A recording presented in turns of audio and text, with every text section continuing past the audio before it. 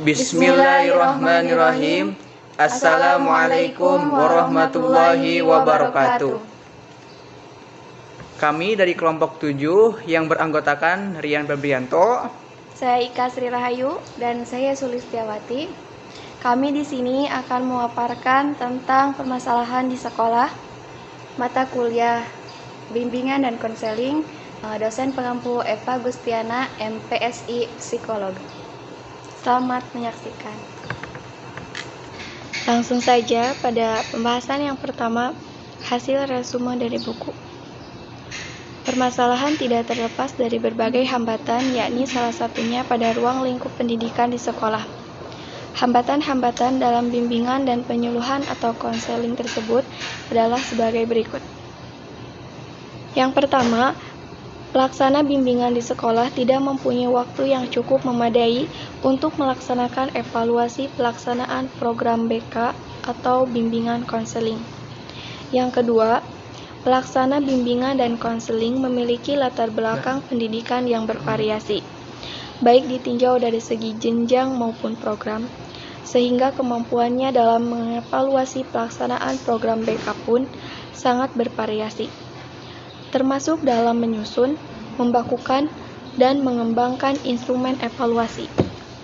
Yang ketiga, belum tersedianya alat-alat atau instrumen evaluasi pelaksanaan program bimbingan dan konseling di sekolah yang valid, reliable, dan objektif.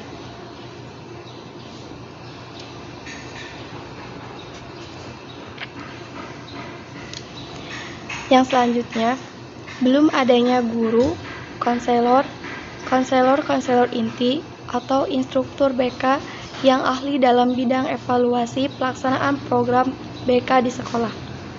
Yang selanjutnya, sampai saat ini, perumusan kriteria keberhasilan evaluasi pelaksanaan bimbingan yang tegas dan baku.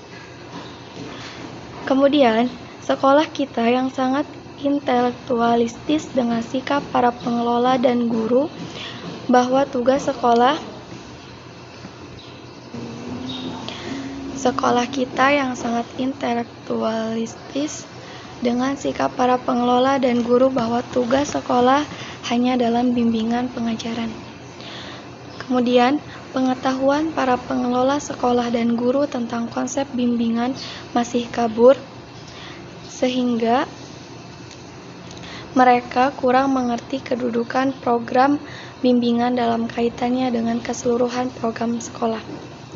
Kemudian, para lulusan kurang berbekal praktek bimbingan dan konseling di sekolah, sehingga ketika mereka terjun di sekolah masih bingung apa yang harus mereka kerjakan. Akibatnya, banyak waktu dipakai untuk mengerjakan kegiatan administrasi sekolah dan bimbingan, atau membantu tugas kepala sekolah untuk menegakkan disiplin sekolah. Kemudian, para guru melepaskan diri dari fungsi pendidikan karena dipandang sudah ada staf bimbingan. Guru hanya datang untuk mengajar, akibatnya program bimbingan kurang mendapat dukungan dari para guru. Banyak petugas bimbingan tidak dari lulusan program studi psikologi pendidikan dan bimbingan, sehingga program bimbingan tidak dapat berjalan dengan baik dan kesan para guru dan staf sekolah, siswa, serta orang tua semakin berkurang.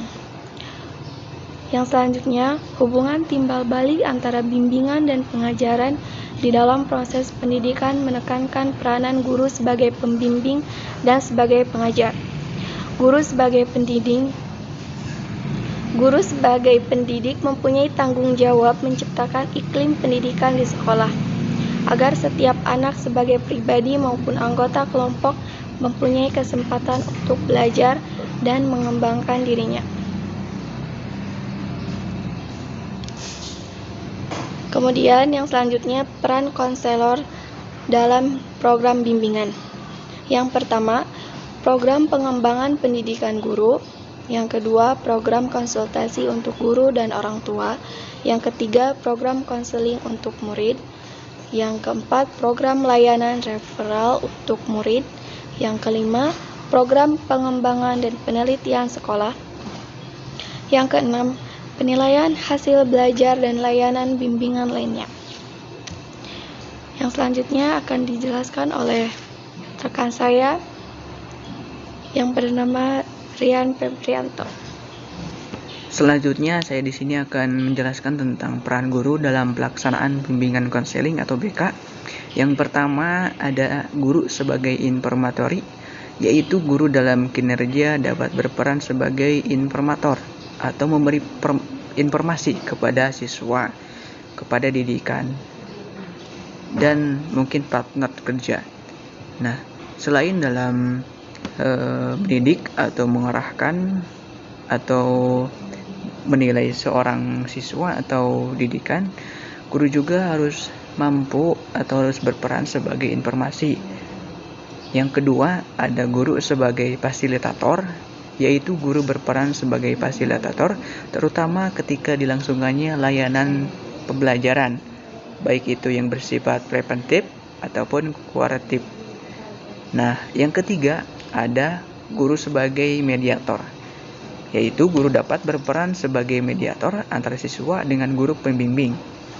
Nah, selain juga dalam mendidik, mengevaluasi dan sebagainya, guru juga harus menjadi jembatan, yaitu mediator untuk perjalanan pengembangan atau butuhkan pembimbingan untuk siswa agar lebih baik.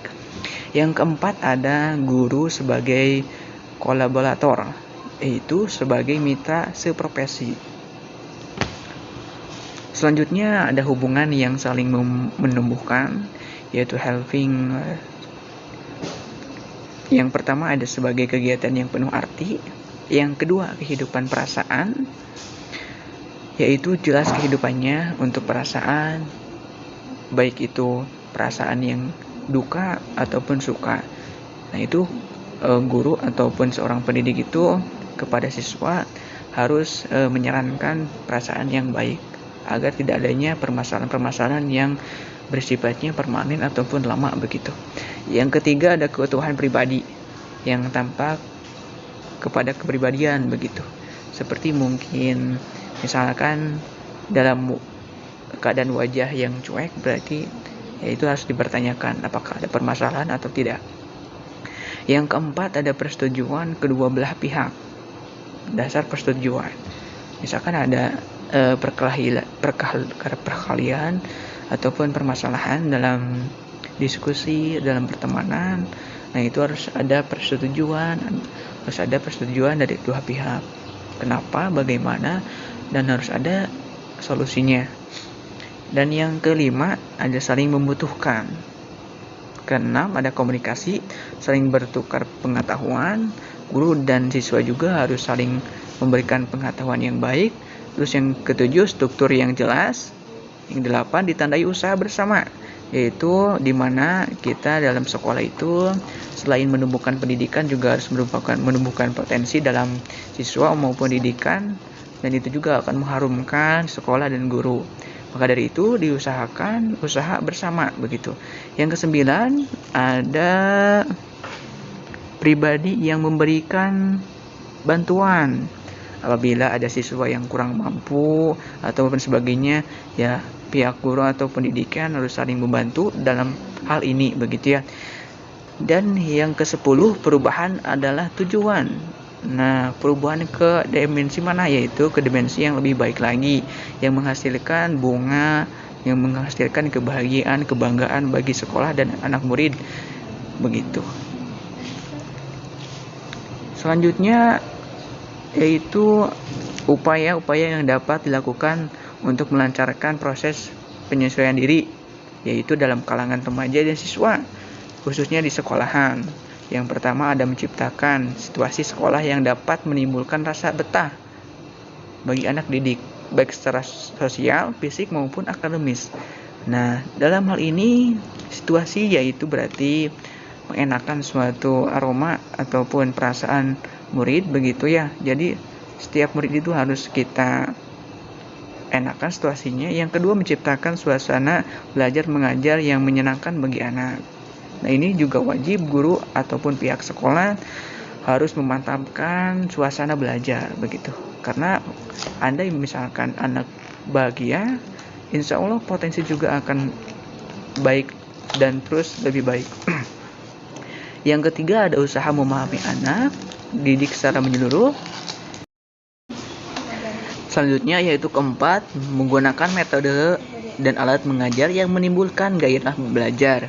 Misalkan dalam pembelajaran tanpa alat, tanpa media dan sebagainya, itu akan seperti biasa saja. Tetapi misalkan ada alat atau metode yang bagus begitu ya, murid juga akan lebih enak belajar, bergairah belajar untuk menumbuhkan potensinya. Yang kelima, menggunakan prosedur evaluasi yang dapat memperbesar motivasi belajar. Yang keenam, ruangan kelas yang memenuhi syarat-syarat kesehatan. Misalkan ruangan kotor itu ya mempengaruhi semangat belajar untuk murid-murid ataupun siswa begitu. Jadi disarankan di sini untuk upaya-upaya melancarkan situasi atau memperbaiki permasalahan, yaitu ruangan kelas yang ditempati oleh siswa harus memenuhi syarat-syarat kesehatan. Yang selanjutnya yang ketujuh, peraturan atau tata tertib yang jelas dan dipahami murid-murid. Yaitu juga perlu atau wajib dipaparkan sehingga tata tertib itu akan dilaksanakan oleh murid-murid. Yang selanjutnya yang kedelapan yaitu teladan dari para guru dalam sebagai segi pendidikan. Nah, seorang guru atau pendidik itu harus menjadi contoh untuk murid atau siswa-siswinya, sehingga siswa atau pendidikannya juga akan mengikutinya. Yang selanjutnya yang kesembilan adalah kerjasama dan saling pengertian dari para guru dan melaksanakan kegiatan pendidikan di sekolah. Nah, ini juga harus ada keterkaitan atau jembatan siswa dengan guru. Jangan sampai siswa tersepelekan, guru semaunya, seperti itu ya. Yang selanjutnya ada pelaksanaan program bimbingan dan penyuluhan yang sebaik-baiknya. Misalkan ada permasalahan, wajib itu seorang guru untuk memberikan penyuluhan yang sebaik-baiknya sekiranya untuk membantu siswa itu agar kembali baik. Yang selanjutnya ada situasi kepemimpinan yang penuh saling pengertian dan tanggung jawab baik pada guru maupun pada siswa begitu. Yang terakhir ada hubungan yang baik dan penuh pengertian antara sekolah dengan orang tua, siswa dan masyarakat. Sehingga apabila upaya itu semua dilakukan, siswa yang tadinya ada masalah akan baik dan yang baik juga akan lebih baik, seperti itu. Mungkin sekian dari saya, mungkin nanti akan diteruskan oleh Kakak Sulistiawati. Mangga silakan. Baik, selanjutnya yaitu rangkuman.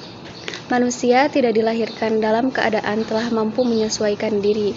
Maka, penyesuaian diri terhadap lingkungan hidup, pertumbuhan, dan perkembangan memerlukan proses yang cukup unik. Penyesuaian diri dapat diartikan adaptasi, konformitas, penguasaan, dan kematangan emosional.